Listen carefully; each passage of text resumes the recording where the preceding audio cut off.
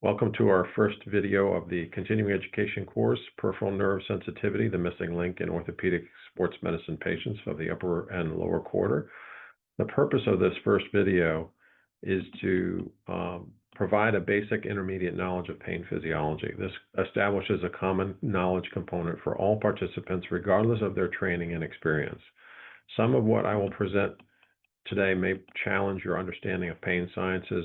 Many of the constructs presented will be difficult to conceptualize initially. I recommend repeated review of these particular videos and/or notes.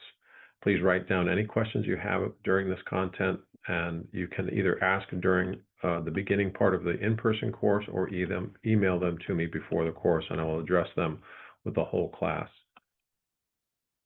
Without further ado, let's proceed. Why talk about pain?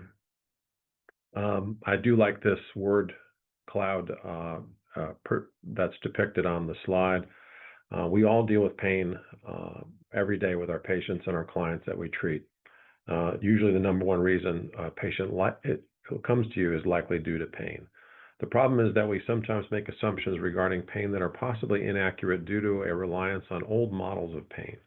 Some of these misconceptions and simplistic models have led to the epidemic of opioid abuse, overtreatment, misdiagnosis, excessive surgery, and disability.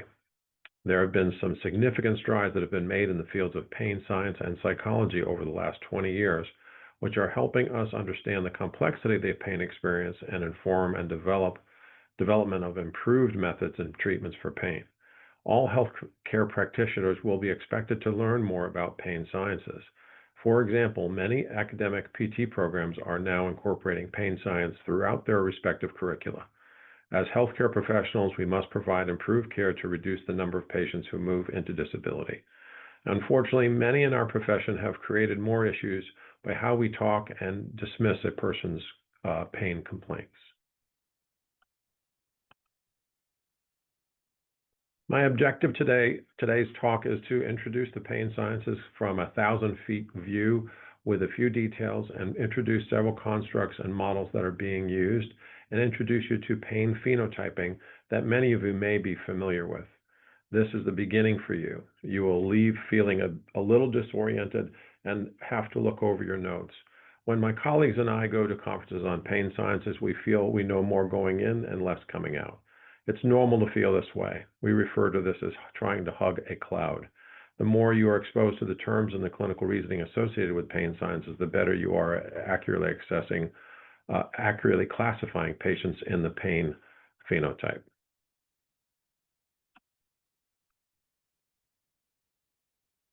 So oftentimes when I present, I like to kind of show you where I want you at the end.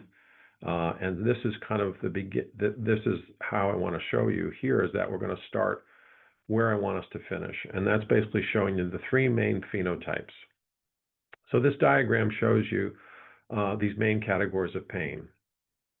At the top, you'll see nociceptive pain, which many of us are familiar with and can be broken down into somatic pain or body pain, as well as visceral pain. And then it further breaks down into acute pain, less than 90 days, and chronic pain.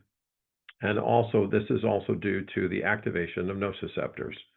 So this tends to be the easiest thing to kind of understand and the one that we most relate to with our patients. Second category is neuropathic pain. When you have neuropathic pain, you may have to deal with when you have a patient who has an injury to a peripheral nerve due to a laceration, a contusion, traction, or stenosis type of injury.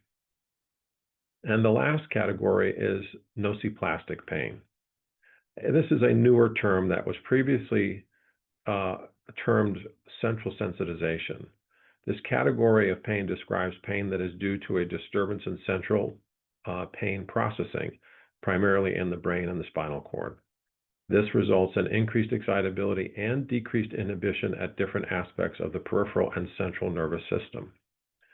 In regards to acute and chronic pain, generally speaking, acute or subacute pain is less than 90 days and chronic pain is more than 90 days. In regards to that, I would say that sometimes patients may present to us with what would be considered chronic based on the number of days, but perhaps they have not been actually taken care of initially appropriately, and oftentimes they may have acute pain that's just gone on for months.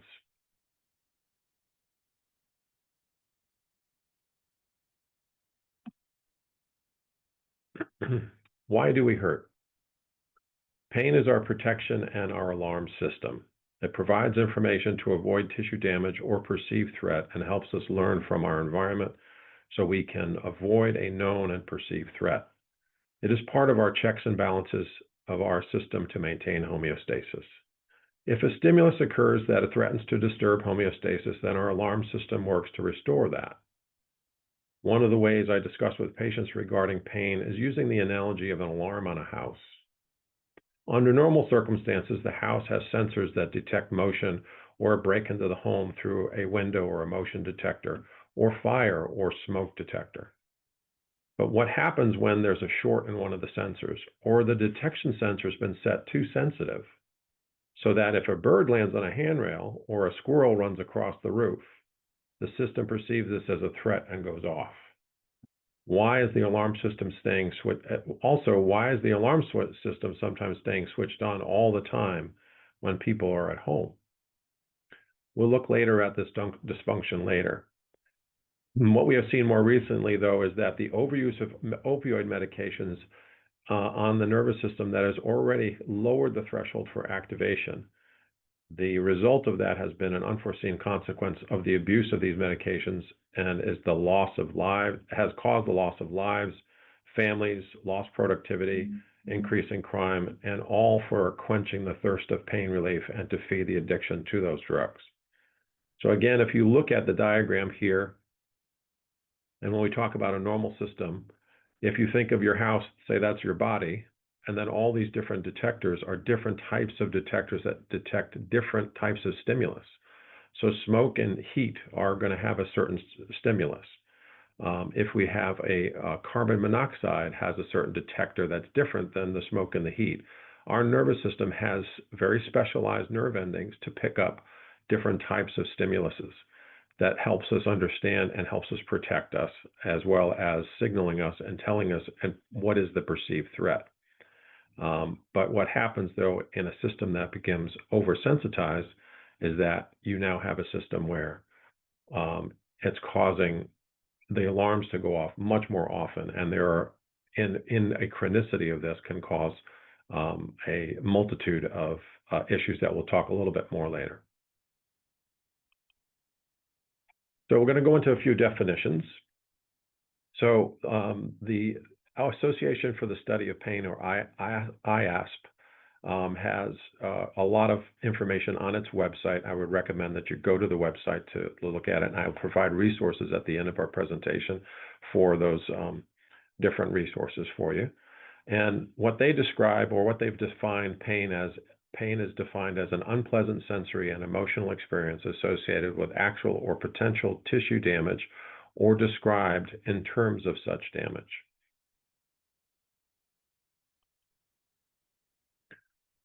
When I came out of school, which was many, many moons ago, when we still used pencils and paper, we had the traditional medical model which emphasized the damage of peripheral tissues, which would signal the pain centers of the brain.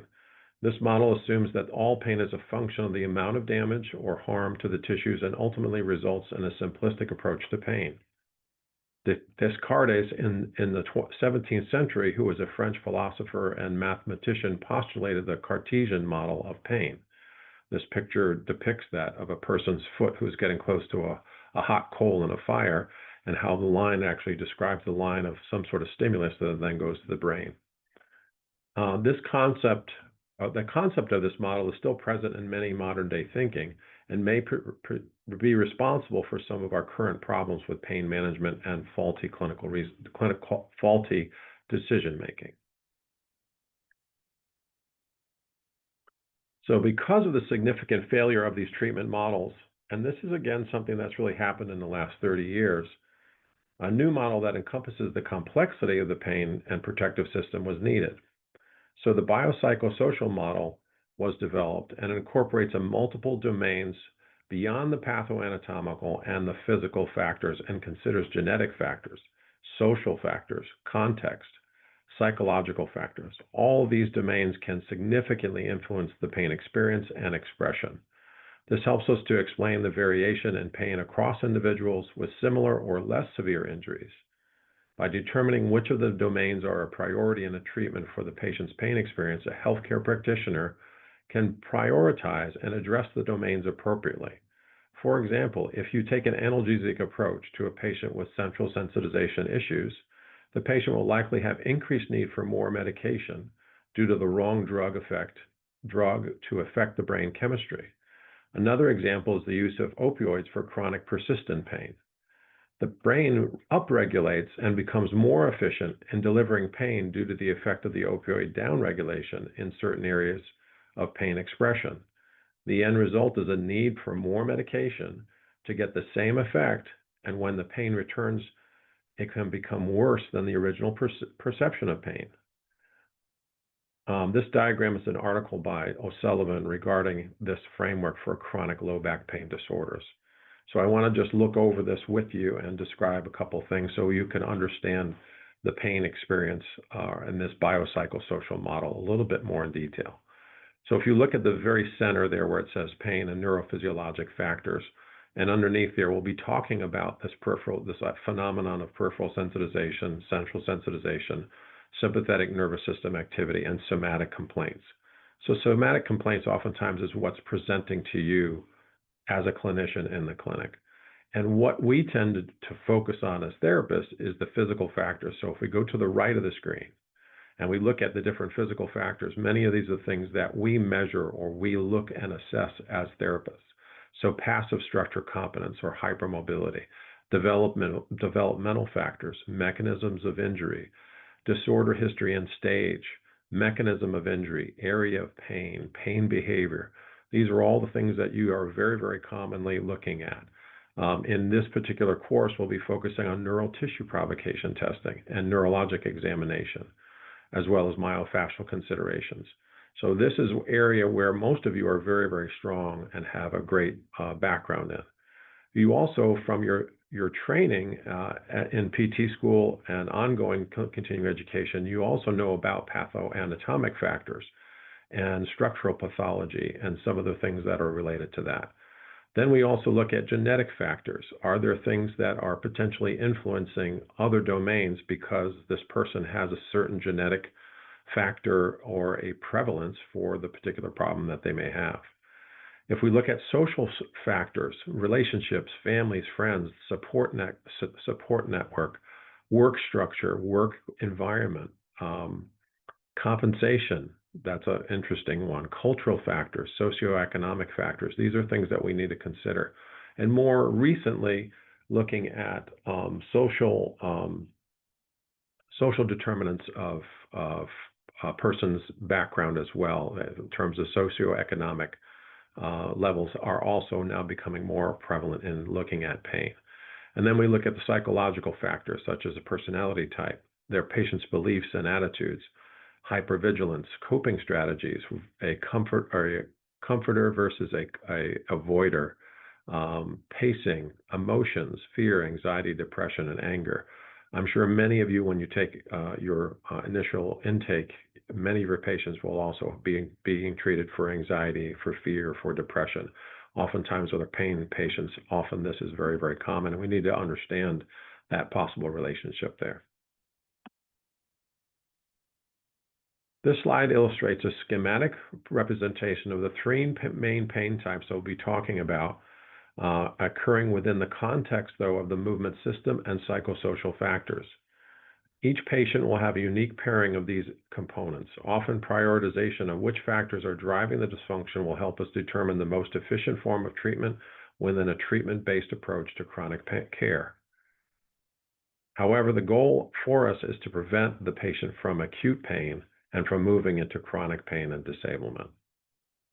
I do like this diagram. It does show these.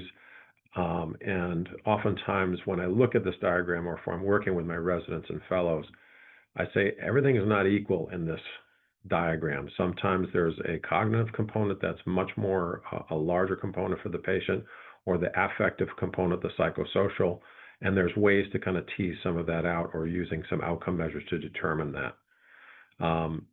What's interesting, though, is all of these can affect the motor system, which is where we tend to be mostly focused. And not all people are going to have neuropathic pain, but they may have more nociceptive pain. Not all people will have nocioplastic pain, but they may have combinations of the other two. It is possible, and I'll probably reiterate this again later in the presentation, that it's possible for a patient to have all three of these types in different amounts in one individual person. So it's not one or the other. They're not that isolated. Now, one may be more emphasized than another, and that may influence how you actually treat that patient. So the pain phenotypes, nociception, it's the neural process of encoding noxious, painful stimuli.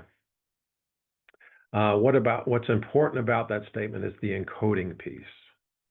How the pain is interpreted is an important component, and we'll look at that process in more detail. We're going to actually look at each of these phenotypes in a little more detail. Nocioplastic pain is pain that arises from an altered nociception despite no clear evidence of actual or threatened tissue damage, causing the activation of peripheral nociceptors or evidence for disease or lesion of the somatosensory system causing the pain. So we'll be talking more about this in detail. And then neuropathic pain, which is going to be probably a bit more investigated in our in-person course, is a pain that is caused by a lesion or a disease of the somatosensory nervous system. So why phenotype pain? This was proposed in 2010 by Smart et al. Not all pain processes are the same, and these recent advances in research in pain sciences have provided evidence for heterogeneous types of pain processing. The goal is to improve clinical reasoning and management and ultimately to achieve better outcomes. In the medical profession, phenotyping may provide improved precision medicine for the management of pain. Little research has been performed to see whether this does improve outcomes, and that's something that's now just being started to be developed and investigated more. In the pharmacological sciences, pain phenotyping is used to improve targeted treatments to address the physiologic dysfunction present. Providing the wrong medication for a particular phenotype can potentially, at worst, be dangerous and at best be ineffective. We will now discuss in more detail how each phenotype is in regards to its physiology and processing. And this is to provide a base knowledge so when we discuss peripheral nerve sensitivity in the rest of the course.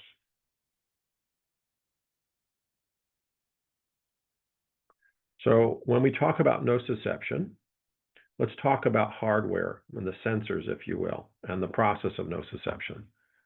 Nociception is defined as the neural process of encoding noxious or painful stimuli. The hardware for nociception is made up of nociceptive neurons, neurons capable of encoding noxious stimuli.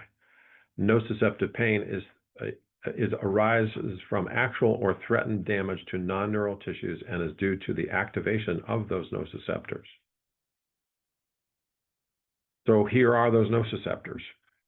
The nociceptors respond to mechanical stimuli, thermal stimuli, and chemical stimuli. Mechanical stimuli would be deep pressure or focus pressure on an area of the body. Thermal stimuli, think of a receptor that is stimulated if you touch a pan or touch a hot pan, and your chemical receptors would be activated after the injury occurs and the inflammation process begins. And underneath this on the diagram here, you can also see that bradykinin and histamine, potassium acids, and ACH, serotonin, and proteolytic enzymes oftentimes are being released, and much of that occurs with inflammation from tissue damage. And the nervous system picks that up as that chemical stimuli as a painful response. There are three main peripheral pain types. A delta fibers are rapid onset and offset. They detect pain that's more localized. C fiber types are that are unmyelinated that transmit dull or aching pain and are less localized pain and more widespread. They have a slower firing rate due to the unmyelinated nature of the axons, and it requires more input to get firing to occur. And lastly are A beta fibers that are large diameter, fast transmitting myelinated sensory fibers.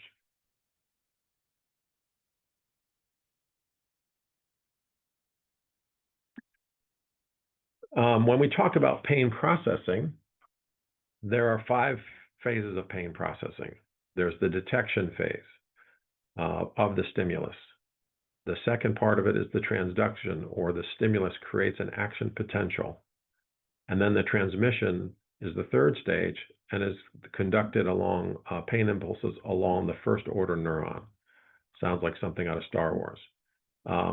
The A delta or C fibers will synapse with the dorsal horn of the spinal cord. And this is where much of the sensory information comes, is into the dorsal portion of the spinal cord. Within the dorsal horn, there are neurons that are what we consider called second order neurons, which will synapse with neurons in the spinal thalamic tract, bringing it up towards the brain and the thalamus regions.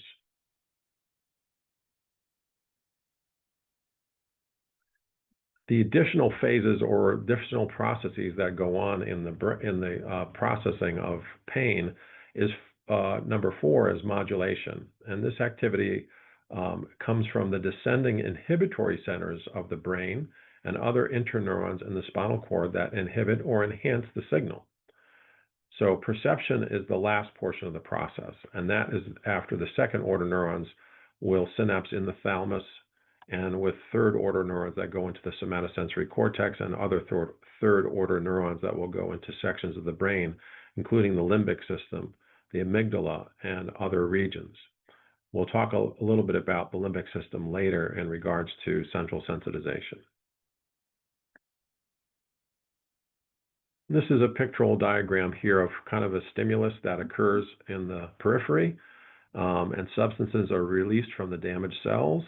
So your bradykinin, your cations, protons and potassium ions, your free radicals, histamine, prostaglandins, substance P, serotonin, calcitonin gene-related peptides.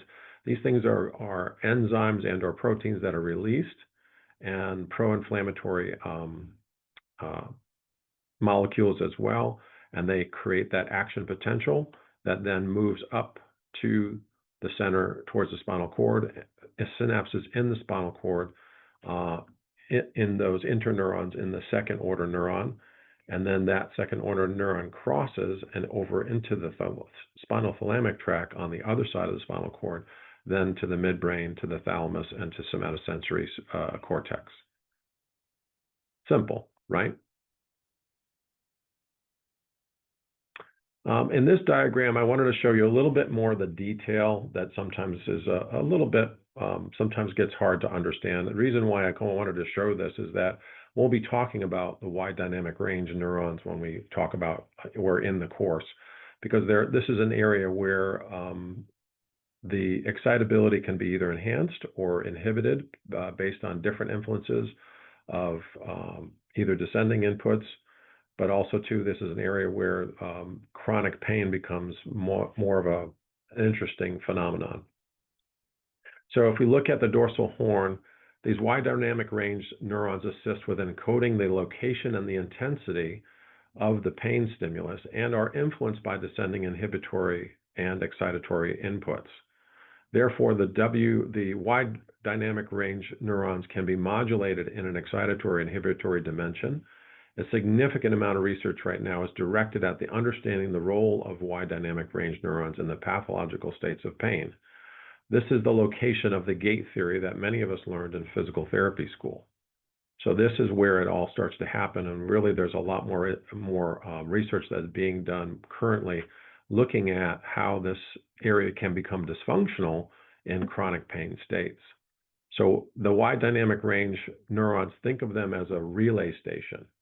All these different impulses are coming into this one particular station, and then the wide dynamic range neurons either prioritizes certain signals and makes those to go to higher centers, or becomes inhibited and doesn't go to higher centers. So in the modulation of pain, there's another component we did not add, and that's this modulation. Two main systems of modulation are serotonergic and noradrenergic. Serotonergic occurs in the dorsal horn of the spinal cord, and it uses endorphins, endogenous opiates, and kephalin to modulate pain. Neuroadrenergic system is a system of descending inhibitory neurons that are influenced from the dorsolateral pontine tegumen of the pons portion of the brain. If you have a patient who is taking an SSRI, that is a selective serotonin uptake inhibitor, and these would be commonly called, the brand names would be Wellbutrin, Zoloft, sertraline, what others? Cymbalta. Those particular medications, they allow the brain to maintain more higher levels of serotonin, and it raises the active level of serotonin available in the body, and it blocks the uptake process to allow more serotonin to stay within the synaptic cleft. So oftentimes some of your patients who are either being treated for depression, or they have a physiatrist that's also trying to provide some descending inhibitory modulation for their patient, oftentimes that's a medication that might be used. This diagram illustrates those pathways. So the serotonergic neurons are coming down the spinal cord from the ventral medial medulla, and the noradrenergic neurons are coming from the centers in the pons. We'll now look at some clinical presentations to help you place some of the information that we've just covered here. So in a nociceptive phenotype, the clinical presentation oftentimes usually depends on the injured tissue that's involved. So pain is usually going to be localized to the area of the injury. It's usually clearly proportionate to the mechanism and the anatomical nature. So your aggravating and easing factors make sense based on the tissue. And the pain can be reported as prickling, burning, dull, achy, sharp. Also, this is kind of your typical orthopedic presentation. Something that everybody's very familiar with. After the initial stage of pain, if pain is continuing, a second stage may progress in the following phenomena that are associated with all three pain phenotypes: peripheral sensitization and central sensitization. We'll look at the different characteristics and the physiologic process of these phenomena. But please, for clarity, peripheral sensitization is not the same as the peripheralization we might use to describe or incorporate a McKenzie-type approach for discogenic pain. That's peripheralization, not peripheral sensitization. There are two separate terms. Nor is centralizing pain synonymous with central sensitization. These are two separately different phenomena. But oftentimes people will use these, interject these two, and that's not correct. So what is peripheral sensitization? This occurs after the tissue injury, and it's a neuron phenomenon. The receptive field of nociceptors becomes highly excitable, and the threshold for firing a nociceptor is reduced. So they're more excitable. You see this on a daily basis. Patient suffers trauma or injury. They know something is wrong, and then later the pain seems worse, and the area becomes hypersensitive, what is termed hyperalgesia. You'll be hearing that term more in the course. So again, this is a normal response, not an abnormal response, but it's a normal response to injury, especially after the injury has occurred. So the IASP definition is increased responsiveness and reduced threshold of nociceptive neurons in the periphery to the stimulation of the receptive fields. So what is the sensitization of the nociceptors? So the same nociceptors we talked about before. There's a mechanosensitivity, hyperalgesia, which we just described, which is a heightened response a faster response or a more excitable response to pressure or thermal or mechanical or chemical pressure or chemical stimulation, and also a thermal sensitivity to heat. This diagram here from Saluka, Pain Mechanisms and the Management of Physical Therapy in 2016, which is an excellent article, and it is in your reading list. I like the way this kind of shows you have these stimuli that activate and sensitize. So not just activate, but they're now sensitized, meaning they've lowered the threshold for the nociceptor to fire using mechanical stimuli, thermal stimuli, and inflammatory processes, prostaglandins, bradykinin, cytokines, tumor necrosis factor, interleukins, and you have fatigue metabolites from this process, so ATP, lactate, and interleukin-6. So all of these now are going to stimulate those axons and to increase the person's perception of pain. As a therapist, you can educate the patient using some of your neuroscience knowledge. The patient starts interpreting worsening pain as a worse injury and has emotional and fear centers in the brain also activating because of that. Educating the patient helps to calm the effects of the other brain centers. So let's describe hyperalgesia, again, as that increased sensitivity to stimulation, excluding the special senses. So it's an increased pain from a stimulus that normally provokes pain. Now, central sensitization is a prolonged but reversible process, reversible increase in the excitability and the synaptic efficiency or efficacy of the neurons in the central nociceptive pathways. This is a process-based mechanism versus an input-based mechanism of pain. Characteristics of a patient with central sensitization, they'll have widespread pain, not discrete pain. They have allodynia. Allodynia is described as a subset of hyperalgesia. Allodynia is where, and I'll be describing this a little bit more on, but allodynia is where normally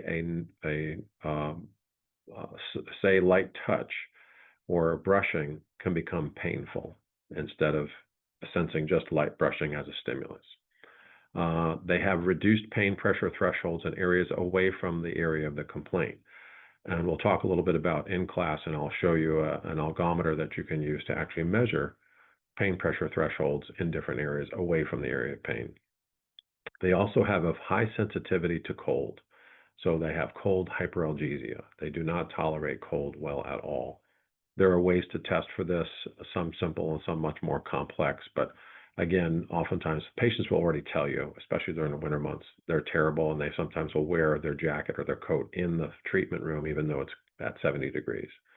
And I'll oftentimes ask them, are you having problems with the cold, that sort of thing. This diagram here kind of shows you the axon and its firing in a normal sensation, and I'm going to show you under central sensitization. So on this top diagram, you can see the different stimuluses there, heat, mechanical, chemical, that hits the nociceptor. The nociceptor, you can see that it shows that it's firing. And then it goes to the interneuron, wide dynamic range interneuron, and that goes up to higher pain centers to say, okay, we're having pain. The bottom picture here is just touch. So if somebody's just touching a person's skin and that's a stimulus that's not, it's a non-noxious stimulus, and that's recorded, and you can see that it shows the impulses being fired to that low threshold mechanoreceptor, and that goes to your higher centers to say, okay, this is touch, and I know where the touch is occurring, not painful. Now, in central sensitization, there are changes at the first level of the first order neuron.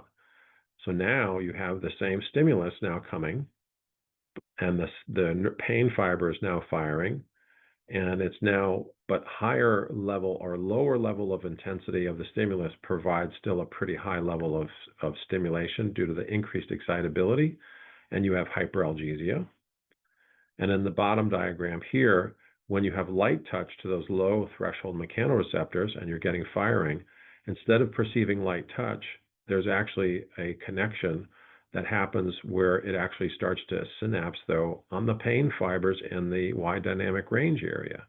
So now instead of perceiving light touch, it's actually perceived as pain. So this is a phenomenon that happens under more sustained chronic pain states. So again, allodynia is a pain that's due to a stimulus that does not normally provoke pain. And I kind of like this picture. It kind of shows what looks like a feather, and it looks like a sharp feather that's going to hit this person's finger. So, and the International Association of Society of Pain classifies allodynia as a subset of hyperalgesia.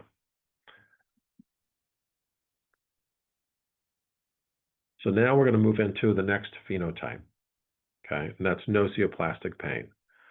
This is a pain that arises from altered nociception despite no clear evidence of actual or threatened tissue damage and causes the activation of peripheral nociceptors.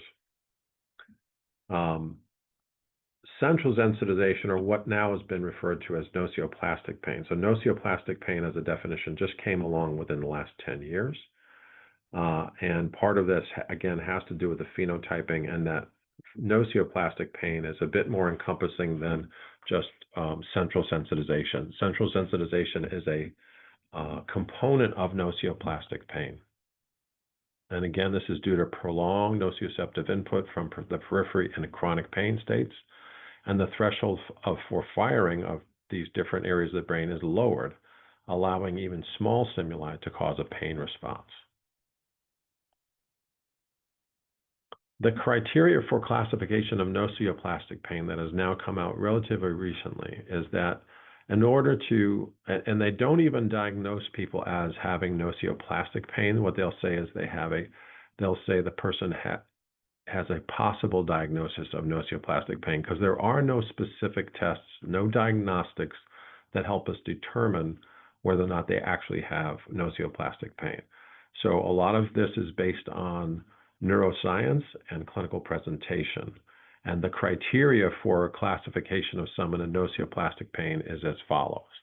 So the duration of pain is usually more than 3 months in duration.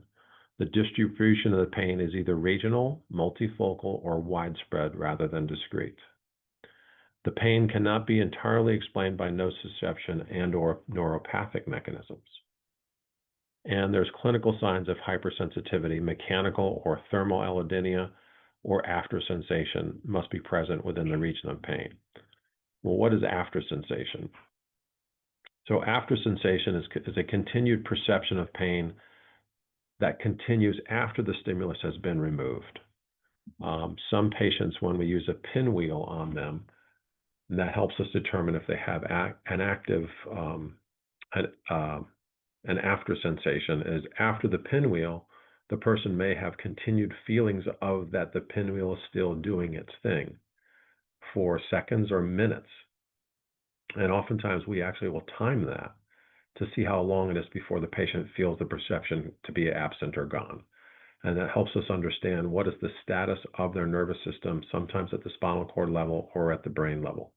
It helps us to understand, okay, this person has some of this, but you can actually measure it by timing it. And then if you do a separate stimulus or a check later on, perhaps months later, you can look to see has that diminished or changed. Or say the addition of TENS, and you could try to test it that way, or the addition of a medication, and then you can see if it changes that way as well. So again, there are ways to kind of look at how healthy that nervous system is and whether or not this is a nocioplastic pain mechanism that's predominant or some other phenotype. So some examples of patients who have components of nocioplastic pain. Very commonly, patients with fibromyalgia. They definitely have a lot of the characteristics, and they usually fit the criteria quite nicely. Many of you who have experienced patients with fibromyalgia, they are challenging patients to treat. And again, most of it is going to be a management type situation. Also whiplash associated disorders, especially those folks who are have had significant neurologic changes and tissue damage, they oftentimes will have components of nocioplastic pain during the recovery process. And then one of the interesting articles that I did read about nocioplastic pain is patients who have Ehlers-Danlos syndrome or hypermobility syndrome. Many of these folks have a heightened nervous system, and oftentimes will have a lot of difficulty with widespread pain that is challenging to treat as well. Some of the common symptoms you would see with a patient with nociceptive pain is, again, allodynia, which we talked about, is a pain response to a stimulus that should not be painful, referred pain, widespread pain. Fatigue is a major factor for these folks, and oftentimes they have a lot of problems with sleep dysfunction, and they really don't get any restorative sleep. They do not move into that realm very easily. Oftentimes they'll complain of a cognitive dysfunction or a brain fog. They'll have reduced analgesic response to TENS or exercise. Oftentimes they also don't have a good response to a variety of different medications. They oftentimes are so reactive even to the medications that would normally be prescribed. They either have allergic reactions or they're just they don't feel well otherwise. This picture here again was from the Sluka article, and I like it just because it helps to give you some pictorial idea of how these things look at from a standpoint of stimulus and neuron discharge. And so we're looking here at the excitability nociceptors of the second and third order neurons and how they discharge. So in peripheral nociception, normal, localized pain, that sort of thing, the periphery is not getting stimulated all that much. The central is having kind of a normal localization of the pain within the brain. It's not a big deal from a processing standpoint. So the pain is either low or not really that present. And then in peripheral sensitization, you see the significant amount of discharge of the second order or third order neurons. And then the central portion may not be firing all that much. So this is somebody who has more of the peripheral sensitization versus central sensitization, still with resultant pain. And then as we move into central sensitization, if they have just central sensitization or more predominance of that, their periphery is not necessarily sensitized that much, but centrally they are significantly having inputs within the brain, despite perhaps no real tissue damage at that point in the periphery, and then they have increased perception of pain. And then you have the double whammy, is the peripheral and central sensitization, where you have both of those phenomenon going on, and you have significant amounts of second and third order neuron discharge from both the periphery and the central. So you have this magnitude of pain that's significant and very, very challenging to settle down. So in a neuropathic pain, anatomically, the pain presentation makes sense. The patient's pain usually is along a dermatome or peripheral nerve distribution, or where the pain or the dysesthesia is described. The pain symptoms oftentimes are described as an electric-like, or burning, or tingling, or shooting. Another description that patients will talk about is numbness. And oftentimes I try to clarify with the patient when they mean by numbness. Is it a numbness that's a weird sensation, similar to what they would have if they sat on their sciatic nerve wrong and they kind of get up, or they had their elbow against something and their arm goes numb? Is that kind of a weird sensation, or is it actually a painful numbness? That's more what we call dysesthesia. Those are common findings with neuropathic pain. And generally, this type of pain is challenging to treat and is resistant to some opioid interventions. So oftentimes your patients will have tried opioids but had very limited or limited success. And sometimes a gabapentinoid may be effective. Some of the gabapentinoids that you have heard from your patients or that are commonly used would be gabapentin, pregabalin, Lyrica, and neurontin. And these medications really came out of the epilepsy treatment and for seizures. So it kind of became an off-label use, but we have found it to be actually very helpful for these patients to try to manage some of their pain. Some patients who have these kinds of issues or fibromyalgia have done well on some of the gabapentinoids. So what I'd like to do at this point is to help you to differentiate between these different phenotypes to understand the differences in terms of their subjective report, pain location, pain behavior, and pain descriptors. So as you're going through this with me, I'm hoping you're also thinking in your brain about some of the patients you may have seen this past week or that you've seen in the past and starting to say, you know what, I'm wondering if that person had neuropathic pain and not nociceptive pain.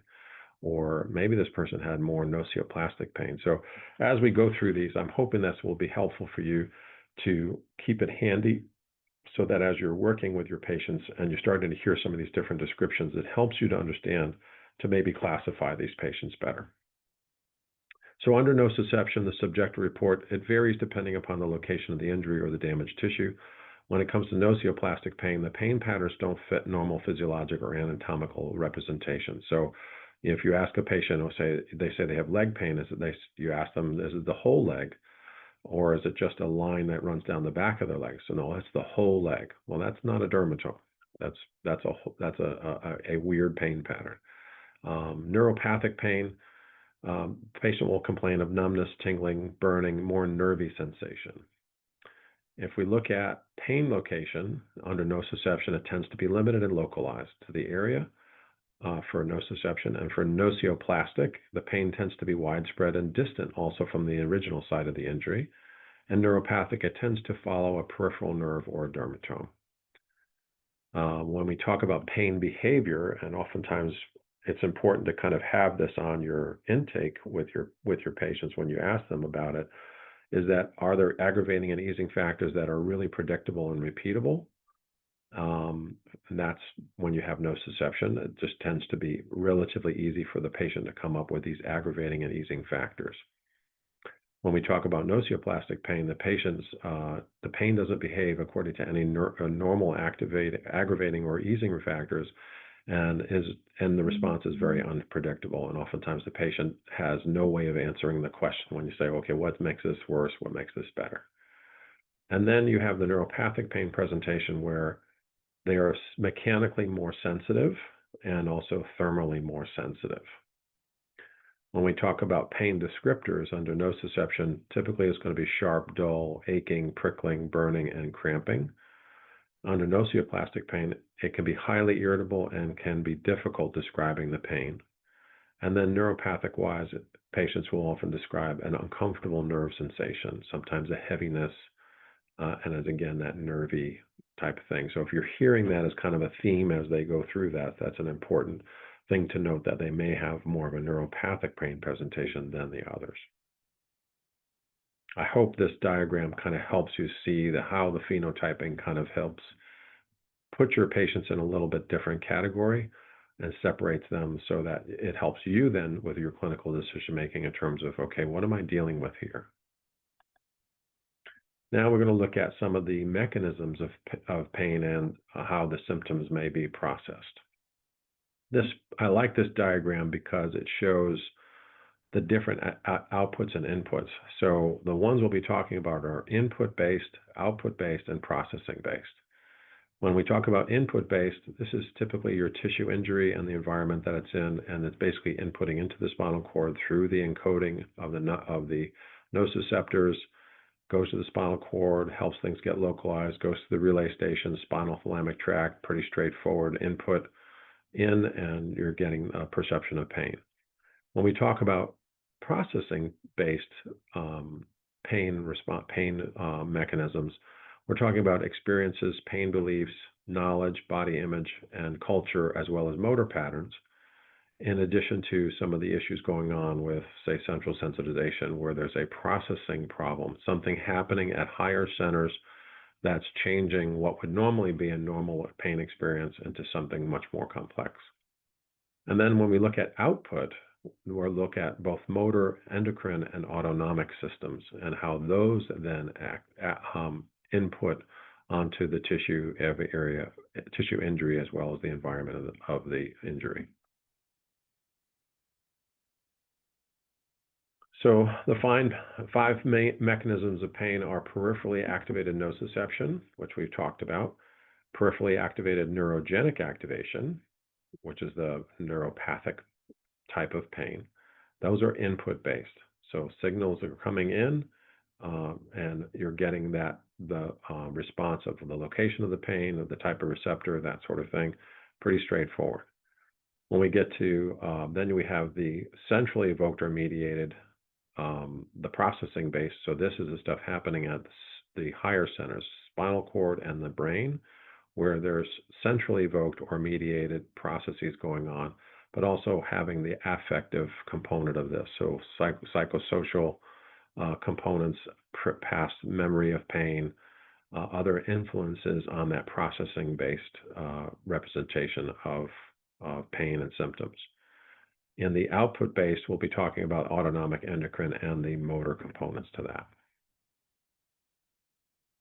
So as I said before, these two mechanisms are input-based, much like the Cartesian model that we previously discussed. Your nociceptive fibers, your C fibers, your A delta fibers fire in response to noxious stimuli in the tissue involved. And the example of the neurogenic nociception, we could use like the example of an entrapped nerve, such as a sciatic nerve passing through a portion of the piriformis muscle, or a spinal nerve root being impinged would be a good example of input-based peripheral neurogenic nociception.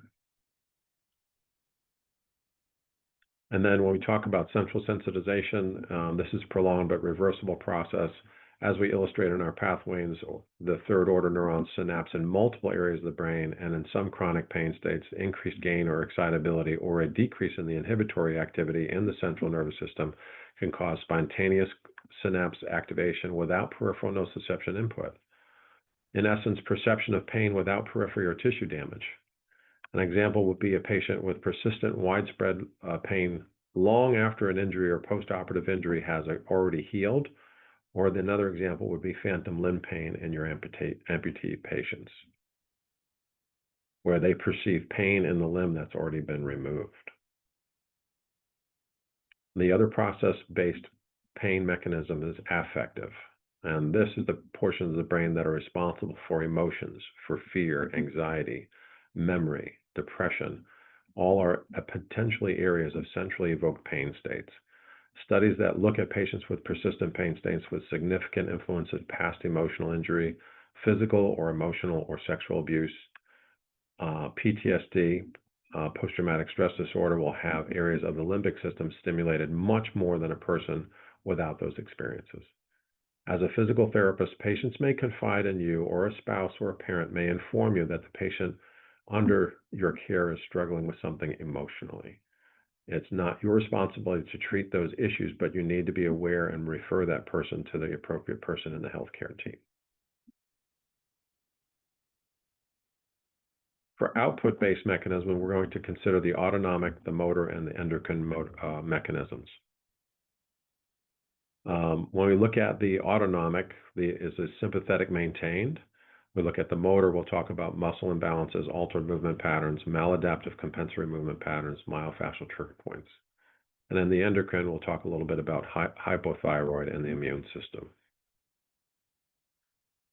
When we look at sympathetic maintained painful states, the biggest ones that we think about are complex regional pain system 1 and 2, or syndrome 1 and 2. The sympathetic nervous system is overactive and can cause circulatory changes in the target organ.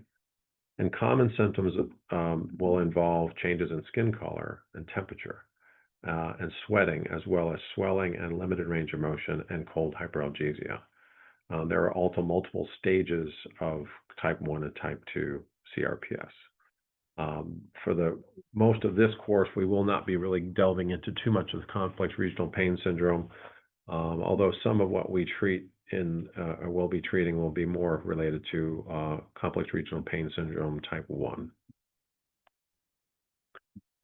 Motor systems output mechanisms can include muscle imbalances, altered movement patterns, changes in the flexion and withdrawal reflex from a phasic to a tonic, and multiple maladaptive compensatory movements and myofascial trigger points can be formed.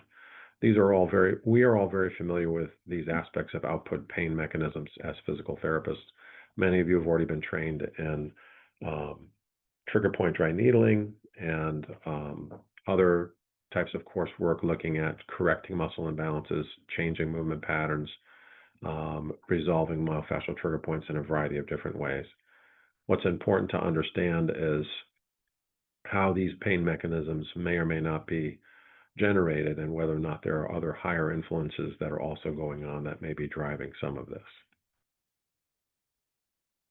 When we get to the endocrine region, when we talk about things such as hypothyroidism, oftentimes your patients will have problems with muscle pain and aches, hand and finger pain, and knee pain in adults. If a person has not had any screening more recently of their thyroid, they should have it checked. Also, cortisol is a stress hormone, which can also affect the excitability of neurons. So people who are also under large amounts of stress, looking back at the affective component, but you can have a endocrine response to that as well. Very interestingly, there is very much a large research thrust towards the immune system in relationship to the nervous system. And I found this quote from E. Kosek, who is a big researcher in the nocioplastic field. And I like this quote because I think it's really just important to understand how important the immune system is in relationship to pain mechanisms. And her quote was, "The nervous system and the immune system can be seen as two integrated, defensive, complementary systems, both potentially relevant for the development and the maintenance of chronic pain." And much of the research that's being done right now is looking also at glial cells that are in much higher number than neurons and are around neurons. Before, they were thought to be just supportive cells providing nutrients, helping maintain myelin, that sort of thing.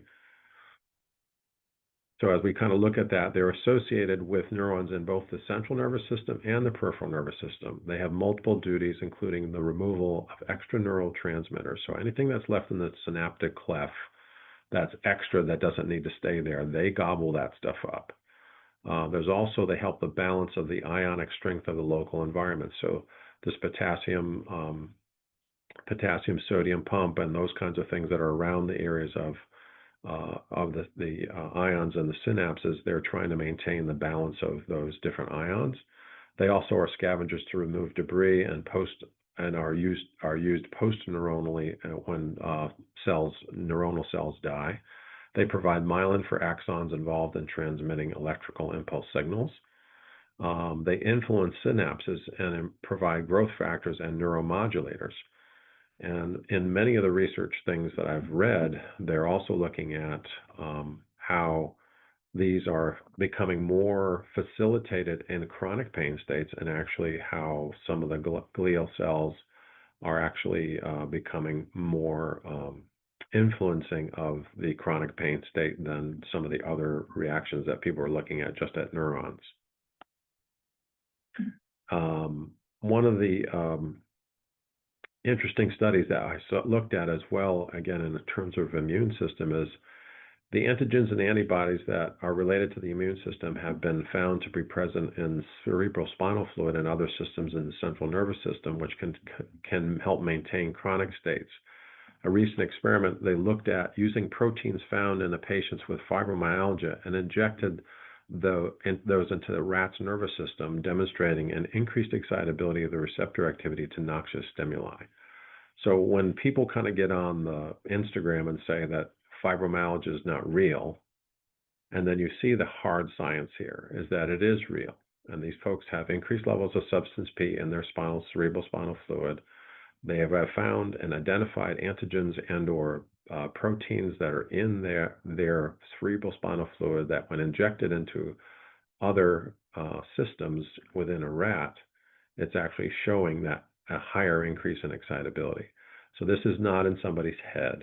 They're not crazy, and oftentimes there are reasons why they feel the way that they feel. So hopefully we didn't lose anyone during the presentation.